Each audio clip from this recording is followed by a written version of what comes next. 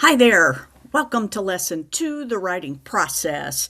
Sorry we couldn't meet in person tonight, but we'll work with what we have. Tonight we are talking about the first few steps of the writing process. We'll be talking about brainstorming, outlining, and drafting, revising and editing, and publishing. Are not in this lesson. We'll save those for down the road. We're also going to talk about your journal assignment that is due on Sunday. One of the errors that we make as writers is that we think of writing as an event. You sit down, you write your essay, you submit, and you never think about it again. Strong writers realize that writing is a process. So walking through the writing process, we brainstorm, outline, draft, revise, edit, and publish. Ta-da! Best essay ever, right? How it really looks is that we start with brainstorming and outline. It doesn't always work out. We go back to brainstorming. From there, we try draft. Maybe our organization is not good. We go back to outlining, redraft. From there, we revise, realize we missed something, go back to outlining and drafting. Finally, we're ready to edit, and we publish. Hooray! And then without fail, we find that there was one more error. We have to go back and edit again before finally publishing. The writing process is messy. It's not linear. We do steps and redo steps and skip steps and go backward and forward. That's the way it's supposed to work. So let's start with brainstorming. How do you come up with ideas to write about? One of the things that makes people procrastinate when writing is they don't know what to write about. So I'm going to share some brainstorming tools. Some may work for you. They may not. We'll give them a shot. The goal is to generate ideas. So starting with free writing, it's exactly what it sounds like, and it's great when you don't really know what you want to write about. So you just start writing. On any topic, no topic, that's fine. Just write. Assign topic. Focus on the topic. If you get stuck on a subtopic, just keep writing. This is a good way to explore related ideas.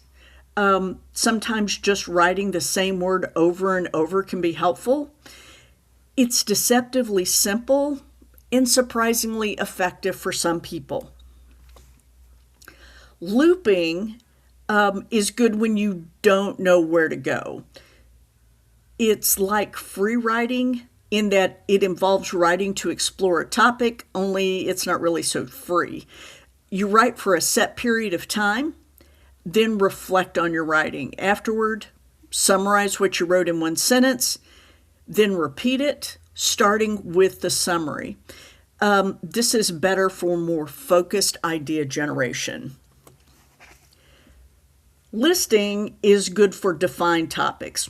Once you know what you're writing about, list everything about it. Don't pause, don't question, don't doubt yourself. Just make your list. Once you're done, look at the list. Look for associations, for patterns, for outliers, keeping in mind that what isn't there sometimes says just as much as what is there. Clustering, sometimes we call this mind mapping. It's messy, but it's also effective. You put your topic in a bubble in the center. You add details in their own bubbles around it. You look for connections between them and add details. You might be surprised at the ideas and relationships that you find looking at a topic through this lens. Cubing is a very systemic way of exploring a topic. Each side of the cube represents an aspect to explore. You describe the topic, you compare it, classify it, analyze it, apply it, and then argue for or against it. The 5 W's and the H are very similar to cubing, just the questions are different. You're asking the same questions journalists and detectives ask: who, what, where, when, why, and how. Outlining, we're going to talk a lot more about in a bit. It's about making a plan.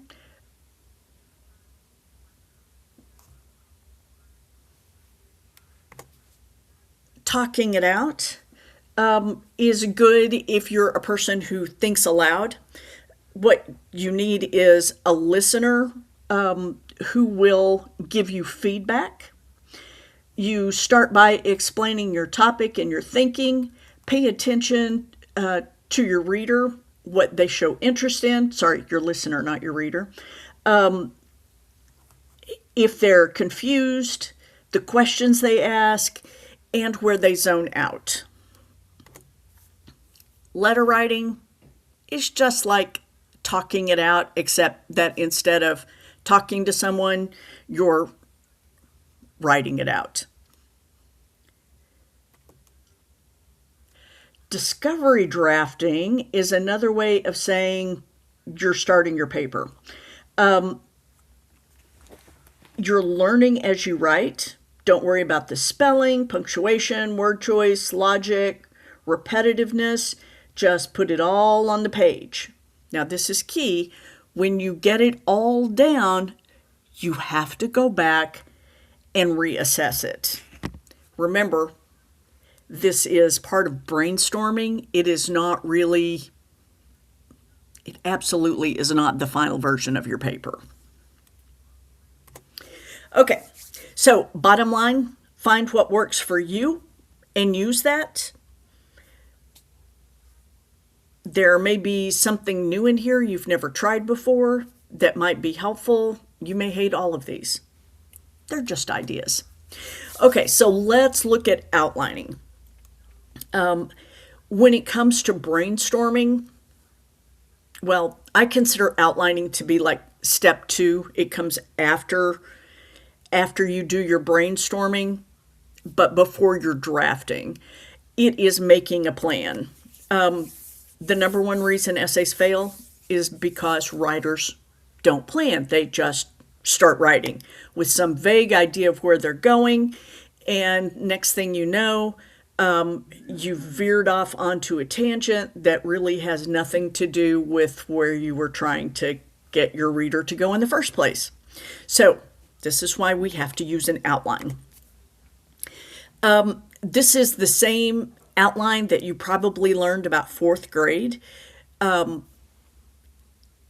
It gives your essay structure. It keeps your reader from getting lost. So your essay should be thesis driven. For this class, we'll be using the thesis formula of topic plus position plus reason 1, reason 2, reason 3. There's like no rule that you have to have 3 reasons. It's just kind of a good rule of thumb. I like it, so that's what we're doing for this class, is basically the bottom line. This is an example thesis statement. Microwave popcorn is the best snack for college students because it is quick, cheap, and can be a healthy snack depending on the variety chosen. If we were going to outline this thesis statement or the essay that goes with this thesis statement, it would look like this. Our big letter I, our number 1, Roman numeral 1, is the thesis statement. Our first reason, because it comes first in the thesis statement, is that microwave popcorn is quick. We would add a couple or 3 supporting details to prove that microwave popcorn is quick. We would move on to our next in this case body paragraph, that microwave popcorn is cheap. We'd add supporting details for that. And then finally, our third body paragraph would be that it's healthy. Okay, enough about outlining for now. Let's talk about the drafting. We're not actually writing right now. We're just talking about the writing process. Okay, so the goal of drafting is to get your ideas on paper.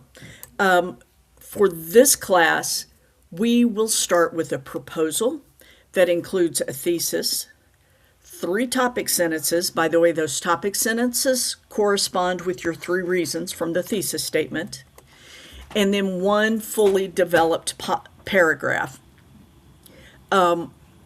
We'll talk about this a lot more when we get closer to the proposal, but that's basically what goes into it.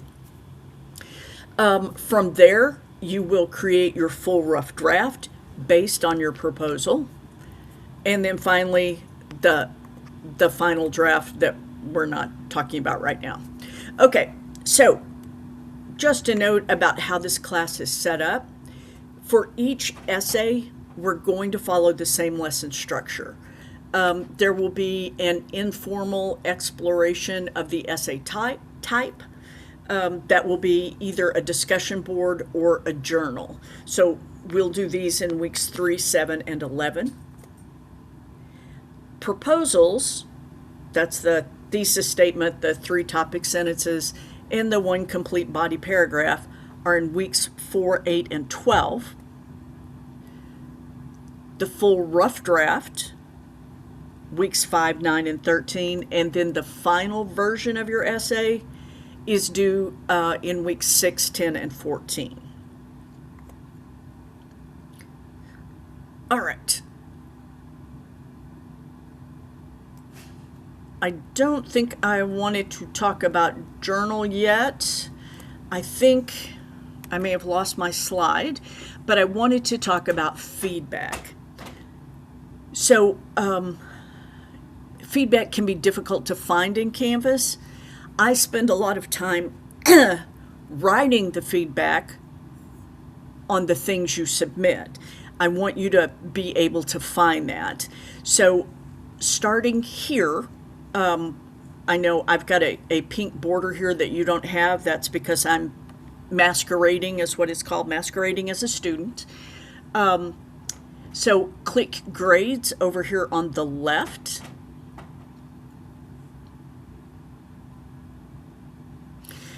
All right, so here are all of the assignments. The first one is the MLA test. You can see the score. I gave myself a 100 because, I wrote it. So, of course, it was exactly what it was supposed to be. If I click the assignment, this is what pops up, which is not a lot. Over here on the right, click View Feedback. Now you can see your document with my feedback inside of it. Anything in blue means that you can use that text in place of what you wrote. Sometimes this will be a grammatical correction. Sometimes it will just be a wording issue. If it's in blue, feel free to use it. So I may write a sentence for you, and I may write a whole entire paragraph. I don't expect you to rewrite that in your own words. I'm writing it for you, so you've got an example that you can use for your other paragraphs or your other sentences. So blue means use that text instead. Orange means that this is an instruction. I'm giving you some sort of a direction. For example, I highlighted the nonsense letters that I put here and wrote a direction, which is write actual words here.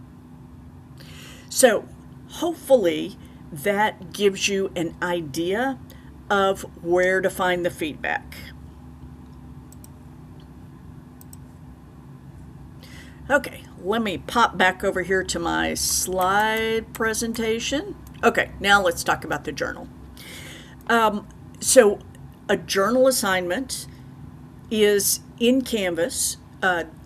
You click the blue Start Assignment button in the assignment. You'll be writing in a text box. Your journal, I want you to write about 2 previous writing experiences. It could be an essay. It could even be a STAR essay. It might be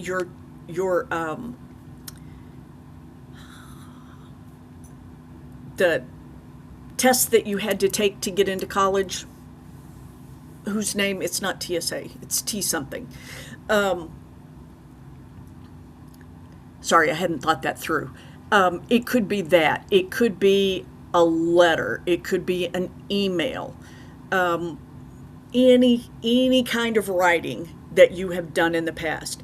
You do not need to include the writing itself. I just want you to think about the experience. So you need one that was successful, one that was not. For both of those writing experiences, think about why it was successful or not. Think about what your process was for creating it, and then what could you have done better and what you did well. I am looking for about a page-ish. I don't care about word counts. That's just kind of there to give you a general guideline. You need about 2 paragraphs, so 1 paragraph about your successful writing experience, 1 paragraph about the unsuccessful one. You want to use correct grammar and spelling. First person is okay. This is a journal, so it's less formal than an essay. MLA is not required, so don't worry about setting up your document or anything, because you are just going to be writing in a text box. Okay. Oh, there was the slide I was looking for to tell me to look at feedback, so we did that already. Sorry, I did things out of order. So we have talked about part 1 of the writing process, what brainstorming is, the importance of outlining, drafting, and then next Monday we will look at evaluation essays. On Wednesday, we'll look at thesis statements. That's everything I have for you tonight. If you have any questions, please email me at either this address or using the Canvas inbox tool. That's the one I check the most, or you can reach me at czapeta@aisd.net. All right. Thank you very much for paying attention, and I look forward to seeing you Monday.